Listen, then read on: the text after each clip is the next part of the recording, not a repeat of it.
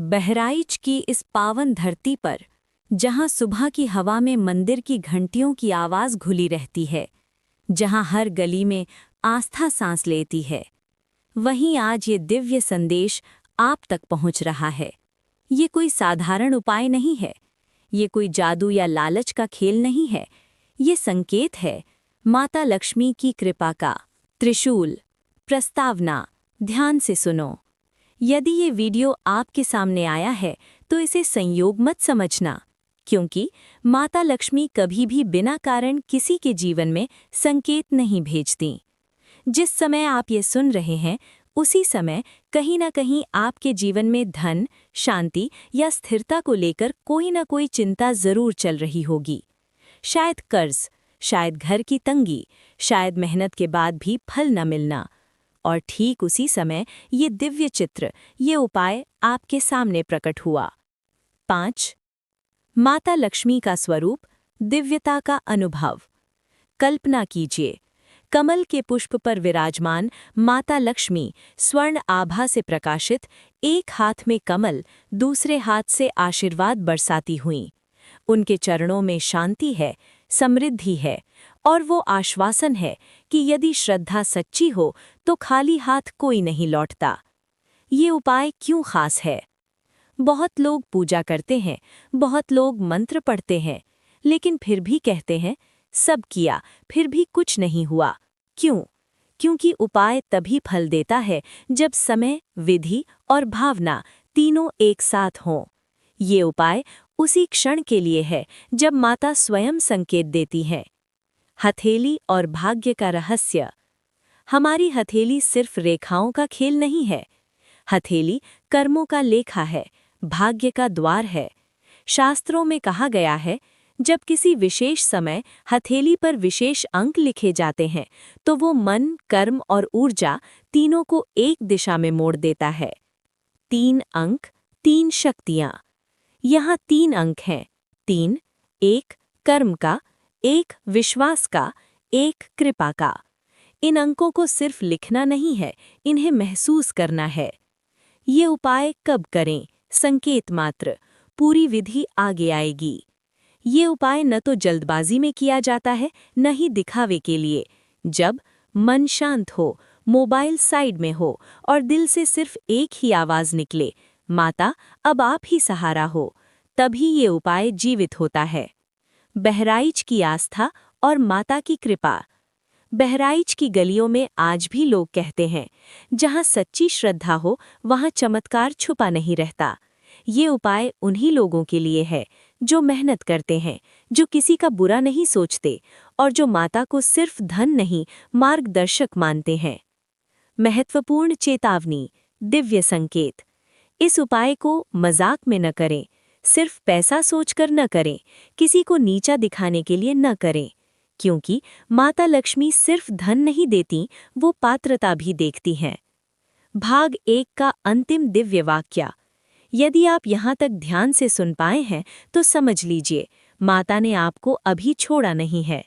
भाग 2 में मैं बताऊंगा वो 3 अंक कौन से हैं, उन्हें कैसे लिखना है और वो कौन सा क्षण है जब ये उपाय जागृत होता है।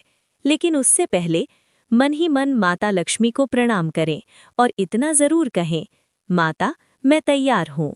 दिव्यवाणी, रहस्य, श्रद्धा और साधना से परिपूर्ण। बिंगलिंग भाग 2 की शुरुआत। ध्यान से सुनिए।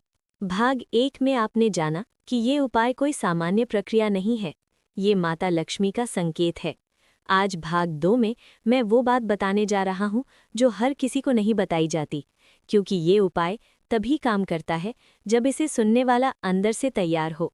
पहले एक प्रश्न खुद से पूछिए, क्या आपने कभी महसूस किया है पैसा आता है पर टिकता नहीं, मेहनत पूरी है पर फल अधूरा, घर में सब है फिर भी संतोष नहीं? अगर हाँ, तो समझ लीजिए ये सिर्फ आर्थिक समस्या नहीं, ये ऊर्जा का असंतुलन है। 3 अंक केवल संख्या नहीं, चेतना है। शास्त्र कहते हैं, जब संख्या श्रद्धा से जुड़ जाए तो वो मंत्र बन जाती है। ये 3 अंक न तो लॉटरी है न कोई जादू। ये 3 अंक 3 अवस्थाओं को दर्शाते हैं। पहला अंक आपका वर्तमान, दूसरा अंक आपका संकल्प, तीसरा अंक माता की कृपा। हथेली का चयन बहुत महत्वपूर्ण। अब ध्यान से सुनिए, ये उपाय किसी कागज पर नहीं, किसी दीवार पर नहीं, किसी डायरी में नहीं किया जाता। ये उपाय अपनी हथेली पर किया जाता है। लेकिन कौन सी हथेली? जिस हाथ से आप लिखते हैं उसी हथेली का प्रयोग करना है, क्योंकि वही हाथ आपके कर्मों का प्रतीक है। समय का रहस्य। बहुत लोग यहीं गलती कर देते हैं। ये उपाय दिन में नहीं, भीड़ में नहीं, शोर में नहीं। ये उपाय शाम ढलने के बाद, जब घर में हल्की शांति हो, तभी करना है। दीपक जलाना अनिवार्य नहीं, लेकिन यदि जला सके तो साधारण सा दीपक माता को प्रिय होता है। अब वो 3 अंक दिव्य संकेत के साथ। इन अंकों को मैं सीधे आदेश की तरह नहीं बता रहा, क्योंकि ये उपाय समझ से किया जाता है, न कि नकल से। 3 अंक है। पहला अंक स्थिरता का प्रतीक, दूसरा अंक वृद्धि का प्रतीक, तीसरा अंक पूर्णता का प्रतीक। इन अंकों को क्रम में, सीधे, जल्दी जल्दी नहीं, हथेली के बीचों बीच लिखना है। किससे लिखना है? बहुत ज़रूरी बात। पेंसिल नहीं, मार्कर नहीं, लालच में लाल पेन नहीं। साधारण सा नीला या काला पेन सबसे उत्तम है, क्योंकि माता दिखावे से नहीं, भाव से प्रसन्न होती हैं। लिखते समय क्या सोचना है? यहाँ 90% लोग असफल हो जाते हैं। लिखते समय मुझे करोड़पति बनना है, मुझे बहुत पैसा चाहिए, ये नहीं सोचना है, बल्कि मन में बस इतना भाव, माता, जो मेरे भाग्य में उचित हो, जो मेरे परिवार के लिए मंगलकारी हो, वही दीजिए। लिखने के बाद क्या करें?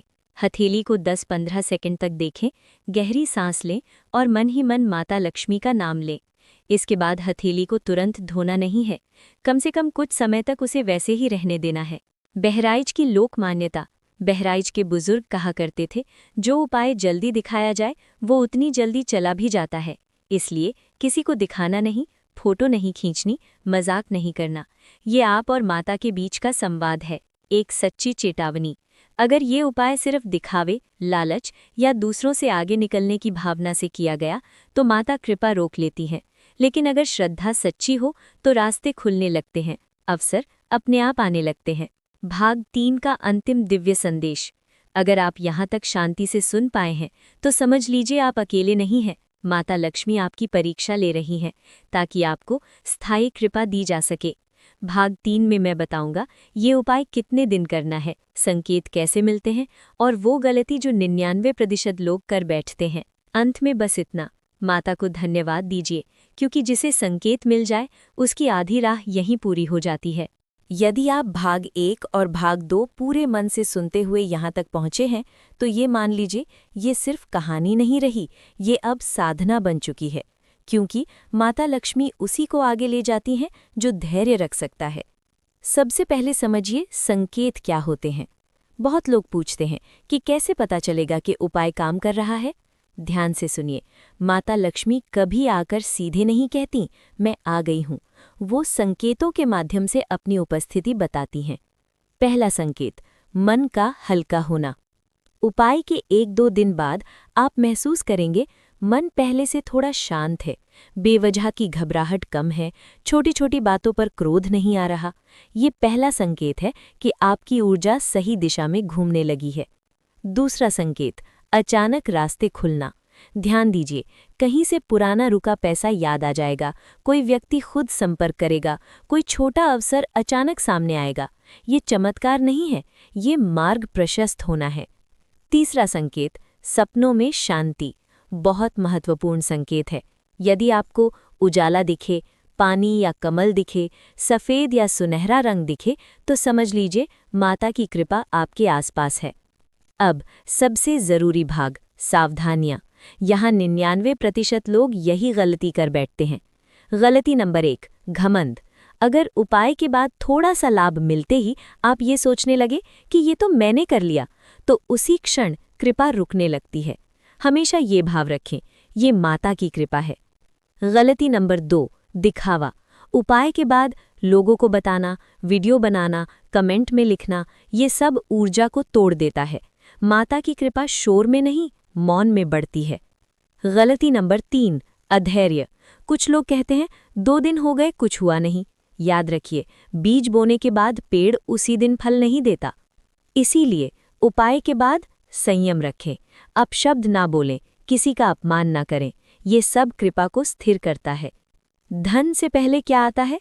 एक गूढ़ सत्य, माता लक्ष्मी धन से पहले देती हैं व्यवस्था, अवसर और बुद्धि।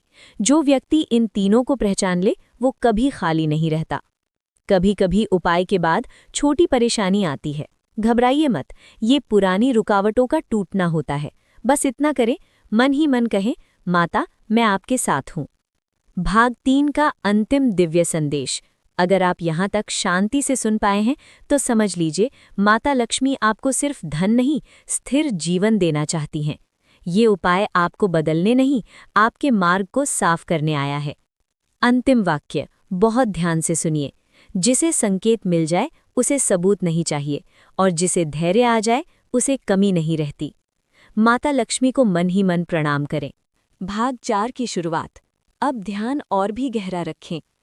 यदि आप भाग 1, भाग 2 और भाग 3 श्रद्धा और धैर्य से यहाँ तक सुन पाए हैं तो समझ लीजिए अब ये उपाय सिर्फ सुनने की वस्तु नहीं रहा, अब ये आपके जीवन का हिस्सा बनने वाला है, क्योंकि माता लक्ष्मी अधूरी यात्रा कभी पूरी नहीं कराती।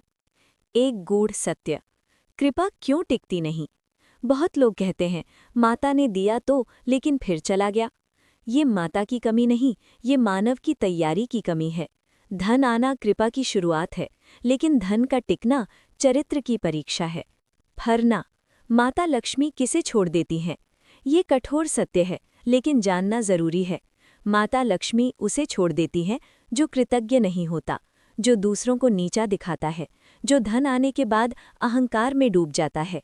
इसलिए ये अंतिम भाग धन का नहीं, धन संभालने का है। कांदी, मौन साधना, सबसे बड़ा रहस्य। अब उस बात पर आते हैं जो बहुत कम बताई जाती है। उपाय के बाद सबसे जरूरी साधना है मौन। रोज कुछ समय बिना शिकायत, बिना अपेक्षा, बिना मांग, सिर्फ मौन में बैठना। ये मौन आपकी ऊर्जा को स्थिर करता है। 3 नियम जो जीवन भर निभाने होते हैं। अब ध्यान से सुनिए। नियम 1, आय का सम्मान। जो भी कमाई आए उसका अपमान न करें। कम है ऐसा न कहें, कम आय भी माता की कृपा से आती है। नियम 2, अन्न और धन की पवित्रता। बहराइच के बुजुर्ग कहते थे, जहाँ अन्न का अपमान वहाँ लक्ष्मी का पलायन। खाने और पैसे में पवित्रता रखिए। नियम 3, सेवा का भाव। सेवा हमेशा धन से नहीं होती। मीठा बोल, किसी की मदद, किसी का अपमान न करना, ये सब लक्ष्मी को रोकता है।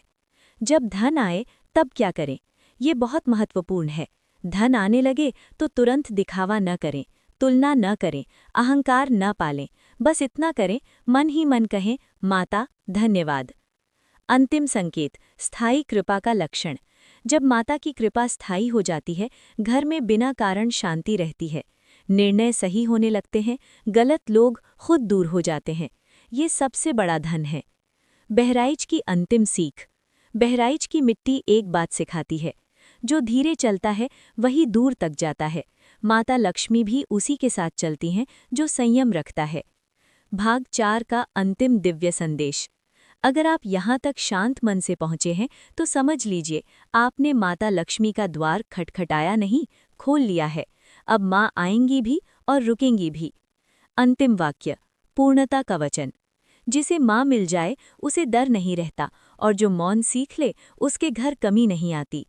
माता लक्ष्मी को हृदय से प्रणाम करें। भाग 1 से लेकर भाग 4 तक श्रद्धा के साथ आते रहे हैं, तो अब एक बात बहुत स्पष्ट कर लेना।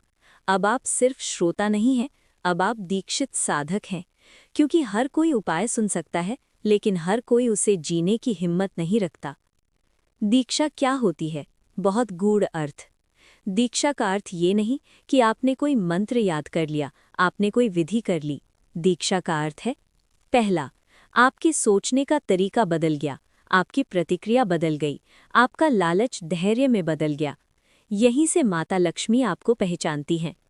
दूसरा, अब उपाय नहीं, नियम चलते हैं। ध्यान से सुनिए। भाग 4 तक आप उपाय में थे, भाग 5 से आप नियम में हैं। अब माता ये नहीं देखती कि आपने क्या किया, अब वो देखती हैं आप कैसे जी रहे हैं। पहला दीक्षा नियम, शिकायत बंद। जिस दिन से मेरे पास ये नहीं, मेरे साथ ऐसा ही क्यों, ये शब्द आपकी जुबान से हट गए, उसी दिन लक्ष्मी ने आपके घर में अपने चरण रख दिए। शिकायत लक्ष्मी का सबसे बड़ा शत्रु है। दूसरा दीक्षा नियम, तुलना त्याग। ध्यान रखिए, जो दूसरों की थाली देखता है वो अपनी थाली कभी भर नहीं पाता। माता लक्ष्मी तुलना करने वालों से नहीं, संतोष रखने वालों से जुड़ती हैं। तीसरा दीक्षा नियम, मौन का अभ्यास। अब एक गुप्त साधना। जब भी अपमान हो, नुकसान दिखे, मन दुखी हो, तो तुरंत प्रतिक्रिया मत दीजिए। कुछ क्षण मौन रखिए, ये मौन आपके लिए ढाल बन जाएगा। लक्ष्मी आने के बाद की परीक्षा, ये बहुत कम लोग जानते हैं। माता लक्ष्मी आने के बाद परीक्षा लेती हैं। वो देखती है, क्या आप विनम्र रहे, क्या आपने दूसरों को सहारा दिया, क्या आप बदले या बिगड़े। जो इस परीक्षा में संतुलित रहता है, लक्ष्मी उसे जीवन भर नहीं छोड़ती। धन का असली धर्म। धन का धर्म है सुरक्षा देना, सम्मान बढ़ाना, भय कम करना। अगर धन घमंड बढ़ाए, रिश्ते तोड़े, आंखें नीची न होने दे, तो समझ लीजिए लक्ष्मी चेतावनी दे रही हैं। बहराइच की अंतिम लोक दीक्षा। बहराइच के संत एक बात हमेशा कहते थे, माँ पैसा नहीं देती, माँ भरोसा देती है, और जिसके पास भरोसा हो उसके पास सब कुछ होता है। इस भरोसे को कभी मत तोड़ना। अब एक गुप्त संकेत, बहुत ध्यान से। अगर इस पूरे श्रवण के बाद आपका मन शांत है, आपकी सांसें गहरी हैं और किसी को नीचा दिखाने की इच्छा नहीं है, तो समझ जाइए आप दीक्षित हो चुके हैं। अब माता आपके पीछे नहीं, आपके आगे चलेंगी। भाग 5 का अंतिम दिव्य संदेश। ये श्रृंखला यहाँ समाप्त नहीं हुई, ये अब आपके जीवन में शुरू हुई है। माता लक्ष्मी अब धन की तरह नहीं, छाया की तरह आपके साथ रहेंगी। अंतिम वाक्य, दीक्षा वाक्य। जिसने माँ को माँ माना, उसने माँ को बांधा नहीं, और जिसे माँ ने थाम लिया, उसकी राह कभी खाली नहीं होती। आंखें बंद करें, मन ही मन कहें, माता, मैं आपकी मर्यादा में रहूंगा,